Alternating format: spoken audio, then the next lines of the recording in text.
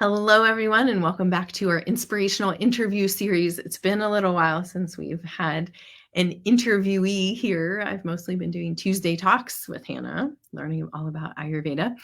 And so I'm really excited to welcome Carman on today. And I'm going to introduce her via her bio. But Carman and I met in Mexico, I think. I'll have to check in with her. Mexico. Yes, I'm seeing her nod. And she also was trained as a yoga health coach. And she now specializes in working with teachers. And she's become quite an expert on working with migraines and headaches. And so I wanted to bring her on today. You are welcome to comment if you're watching on Facebook. Let us know that you're here.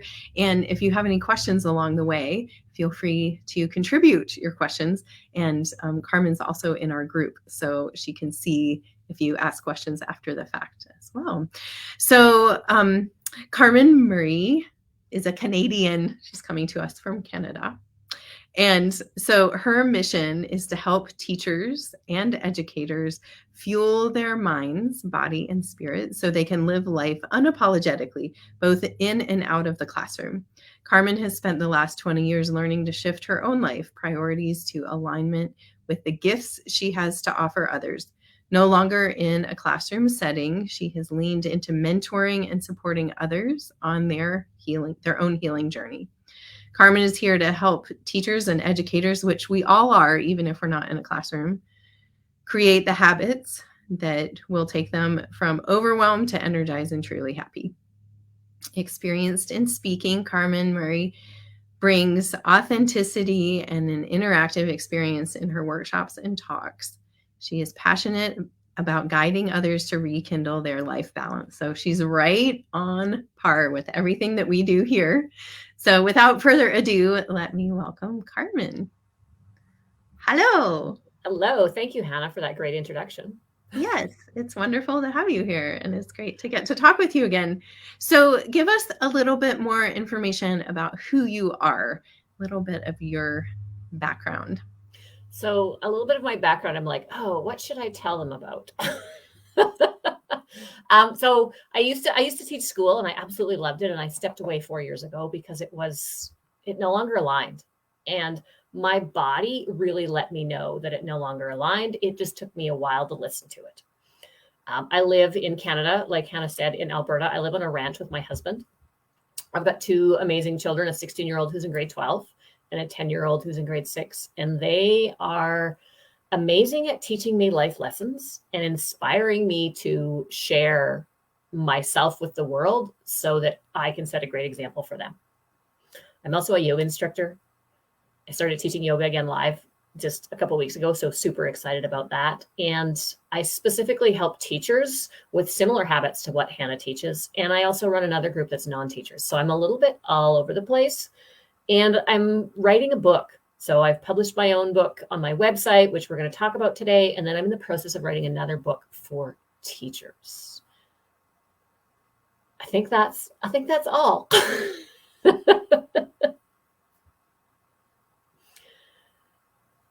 And I think we lost Hannah.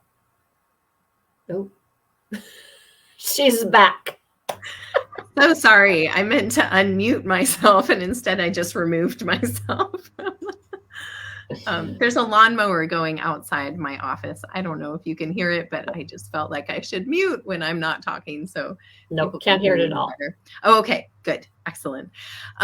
So this topic of headaches and migraines, tell us a little bit about what has your journey been with headaches and migraines? Well, my journey actually started really young. I first got migraines when I was 13.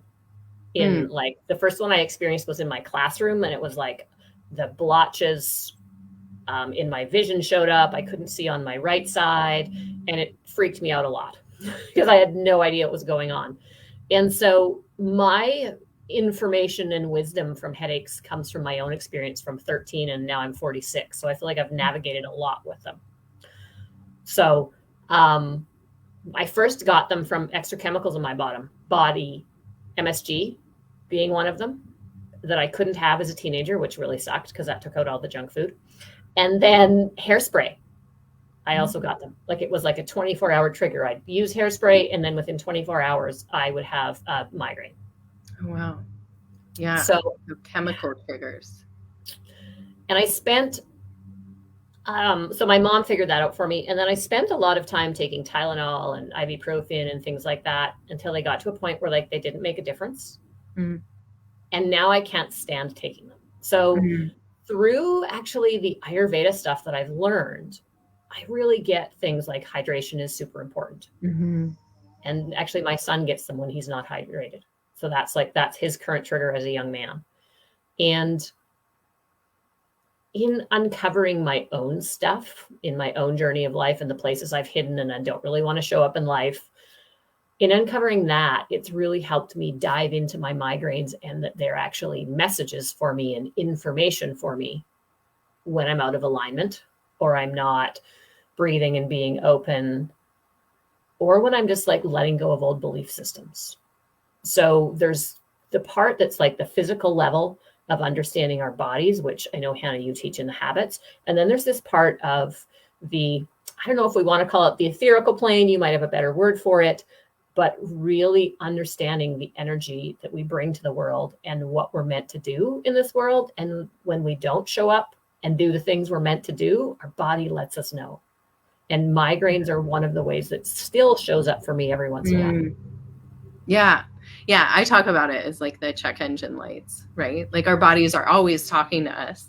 They're either saying everything's great and things are going well, or hey, something's out of whack and it needs attention, or something that you've done is not going over well in this system. And we need to tune in. So yeah, and Dharma is a big part of it. If we're not in alignment with what we're here to do, then we start feeling bad in different ways. And it is like from the Ayurvedic perspective, we would call it a kavagunya. It's like where the weak points are. For some people, it will be headaches. For some people, it will be stomach aches. It will be joint pains. It'll be not necessarily pain, but maybe brain fog or sleep issues, or right. It can show up in lots of different ways, but it's all of the check engine lights telling us we're out of alignment, right? So I'm curious if you can, for people who haven't ever had a migraine, you mentioned like visual things. Can you explain a little bit more about the experience of having a migraine? Absolutely. So for me, usually, and they show up different now than they used to, quite a bit different actually. So when I was younger, I would get them. It would be like, when I look at something, it would be like there'd be spots missing. And so that's kind of like the visual of, oh, something's going on. Is that called an ocular migraine? You know what? I don't know. That's a really great question. And so that would show up first. And then it's interesting because it's like, and then the panic would set in of, oh, I'm getting a migraine. Like then there's that stress level that would up it even more, which I think I have less now. So it changes my experience. And then I wouldn't be able to see on my right side. So I lose my peripheral vision. And then sometimes I would lose it on my left side. And it's interesting because as I'm talking about it, I'm like, oh, I'm feeling the yuckiness of it, but it's okay. It's all good. And then cancel clear. It doesn't need to come in right now. Right. Totally. And then I get like numbness and tingling in different parts of my body, like in my hands, some places in my face, sometimes in my like tongue and my lips. And so there's those kind of body sensations that go on. And then after that, kind of like the pain level settles in. This is like the pain of my head really hurting. And usually right here is where I get it. Of late, it's been behind in my sinuses. So, and then there's this like pain, excruciating pain. And in the past, one of the things I would do is just like go to a dark room, find a quiet space, curl up in a ball, and try and sleep it off.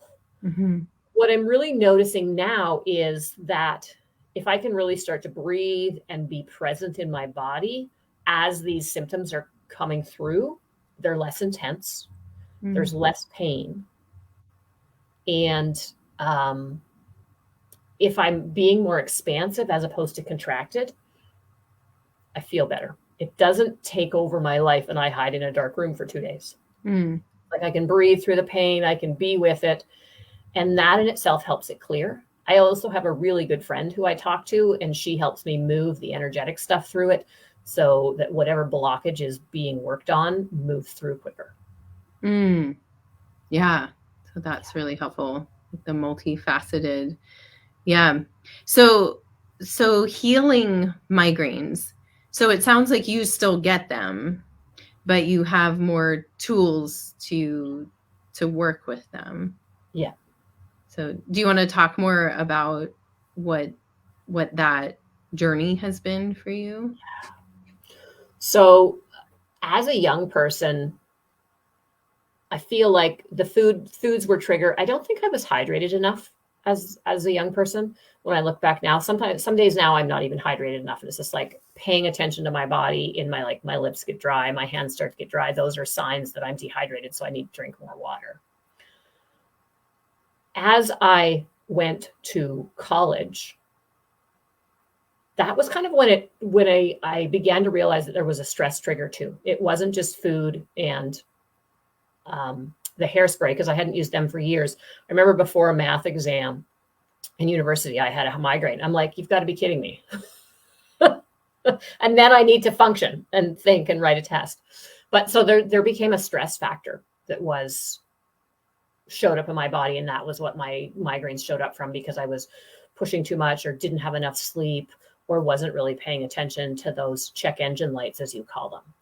And so as a young adult, that was kind of my exploration of them. Okay, I need to be de-stressed, things like massages. I love self-massage in our habits. It's just like that is so helpful.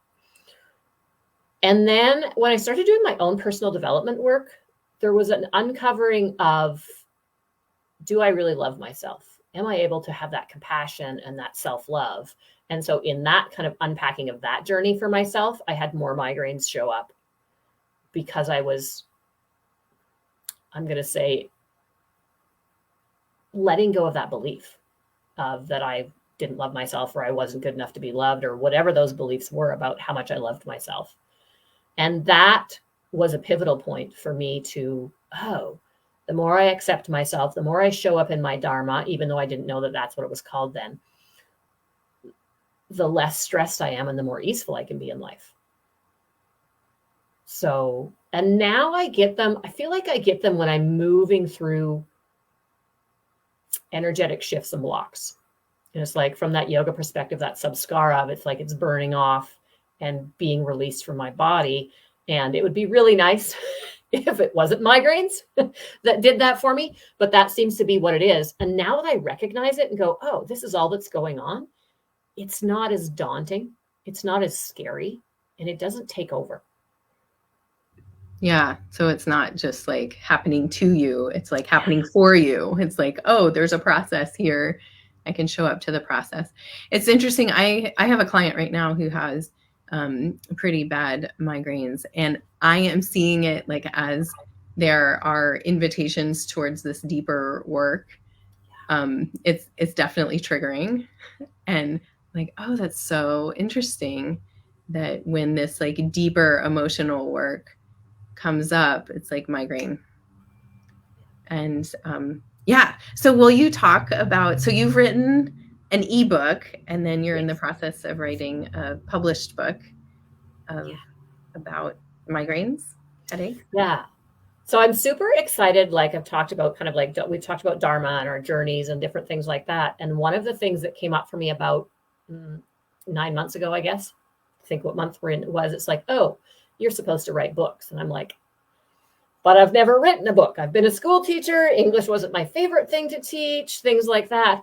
And so I started writing a book for teachers, and I did a brain dump on that, and that was great. And then what I'm really learning about my own Dharma is my experiences are meant to inspire others to create their own healing journey.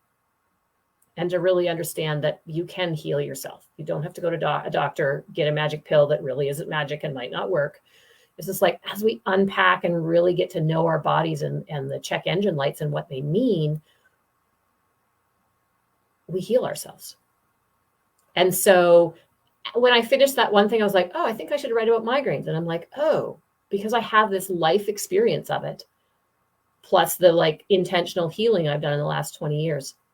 So I've written this book called Life Beyond Headaches and Migraines, and it shares my wisdom and my story about my migraines and what I would do differently based on the last 20 years of my own experience of healing myself. Can you share some of that with us? What would you do differently? So I already mentioned a couple of them. So hydration is huge. Hydration is huge. Because I feel like when we hydrate, our body is actually able to eliminate the junk, I call it, whether it be our beliefs, things that show up in our physical body, our experiences. The more we can digest things, then we don't store them in our body. And I feel like when we're hydrated, that really helps us to make that process more easeful. So that's one of them. The food we eat.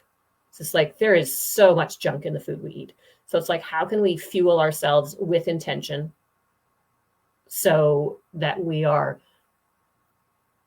running ourselves like an optimal premium sports car? It's one of the references I make. It's just like, if I want my body to be an optimum premium sports car, I better feed it the optimum premium gas. That's a good shout out for detoxing too. Seasonal detox.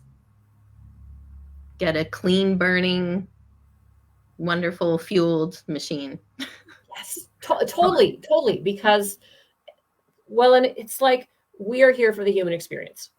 And so we have our upbringing, our childhood, and like all of the things that go with that. And then depending on our age, all of the rest of our life experiences, which create the junk and the gunk that gets in our systems, that the detox is so powerful for. Whether we like dive full into the detox, or we just like step away from screens, or make it really fit with what we want to shift, is so powerful. And I absolutely love your reference to that, because we're about that season, right? I'm like, I can't wait. In fact, I'm already starting to organically do it and shift because it's the season. And so things like that are tools that we use on a regular basis, that we revisit, that just help us be more present. And I would say be more aligned with our dharma and our dreams. It's like, what do we want? What's in the way? Let's get rid of it. Yeah. And I'm trying to remember, because I didn't review my book before I came and talked to you. That would have been a good idea. But I'm like, the people that I hang out with are so important. Because I hang out with 3 ladies on a regular basis, and they're my really good friends now, but we started out as a healing group. And I've been hanging out with these ladies for 7 or 8 years, twice a month in person, doing healing stuff. And so it's like, I'm always unpacking. And so I feel like that's really important to have in your life, is a group of people that you can be real with. And maybe it's only one, and maybe it's someone you pay for, right? That's the other thing, is sometimes it's really great to actually, not sometimes, often it's great to invest in yourself so that you can feel better. And so using those people around you who believe in you, they lift you up, they remind you of how amazing you are and your possibility, is so huge in the mindset. Awesome. Yes. So true. So true. Are there things that you find like using? Well, like I use some herb stuff with folks who have headaches, like Brahmi ghee and Asnacia. Is that something you've? So that's something that I've never experienced. Okay. But I do, like, essential oils make a difference for me. Mm-hmm. And so I use essential oils, and it's really interesting because I use them daily. Like, I use them on a daily basis, and that is super helpful. And it depends if I have like a stress headache, mm-hmm. things like peppermint on the back of my neck and across my forehead and maybe on my temples, not too close to your eyes because it's a hot oil, are helpful. But if it's when I'm like letting go of energy and shifting things and burning off samskara, they make it worse. It's like you need to drop into this experience. You need to kind of like really experience it and deal with it, as opposed to, I don't want to say a quick fix, but like, yeah, I definitely get two different kinds of migraines and headaches. If it's a headache, I can usually use essential oils and do some of the physical stuff and have it go away. But lately, if it's a migraine, I'm really moving through samskara, getting closer along, more aligned, not closer, along my dharmic path is what I really notice. And I would say, oh, go ahead. I want to make reference back to being 13 because I remember being 13 and being, right, that's the age where we discover ourselves. We start to like come out of our shells. There's puberty that goes on. We step into being a woman, all of those things. That's when my headaches started. And I'm going to say that's when I shut down my abilities. So I think that's really important to acknowledge in our journey, right? I can remember knowing stuff. And in my human design chart, wisdom shows up 3 times. So I'm supposed to know things. But when you're 13 and you know things and you're like, why and how do I know this? It's a little scary. And what will people think and all of those things. So I totally shut down all my gifts at age 13 and started to, I would say, really show up in them at the age 30. So would you say okay, 2 questions. So you don't use any essential oils when it's a dharma headache? Makes it None work. of them, not just peppermint, but no essential oils. It's like I can look at my case and go like it's a hard no. Okay. Don't even go there. Okay. So that's really interesting. And then when you look at that piece of like you can see clearly, and this is really cool because we've been doing a lot of work with like ancestral healing, like Tarpana in this community, and things with just seeing kind of patterns play out in lineage too, and then we can see the patterns in our own lives. Right? That's cool. Of like when in retrospect you can look back and be like, oh, when did this start and how has this played out? So in cultivating that reconnection, would you say like the migraine part of it feels like some sort of blockage or like armor or something that has been put on the truth of who you are? Like, how would you describe that? I'm just trying to think for people who are having migraines and maybe this concept of like what I'm calling a dharma headache would be like, how might you articulate what that feels like? That's a really good question. So for me, I feel like the headaches, when I started getting them when I was 13, was not wanting to look at that part of myself, not wanting to own that wisdom that I had, and then allowing the fear of what other people would think be layered within that. And so I would totally say, yes, the migraines are resistance. Because I had one when I showed up on a guest call last week where I was talking about this book, as well as some other stuff, as well as the human design stuff. And so it was like, oh yeah, okay. And it's like, I've got a migraine. Okay, we'll just keep going, taking action steps slowly throughout my day, doing what I needed to do, just allowed me to continue to move through and take my action steps as opposed to shutting it all down. So I would totally say there's definitely an element in there, and fear seems to be a big thing for me because then it's weaved into things. And then my girlfriend always calls me about, she's like, you're hiding. I'm like, oh yeah. And so it's like, I'm hiding, and I have been since I was 13, possibly even younger. And so the places where I'm really showing up and stepping out of hiding, sometimes my fear is like, what are you doing? Let's see if we can like get her to like curl back in and contract and hide again. And so if I show up as a headache, maybe that'll happen. And currently I'm not allowing that to shut me down. Does that Yeah. answer your question? Yeah. I think that's really powerful. So it sounds like there might be some questions that people could ask, like what am I afraid of here? What am I hiding from?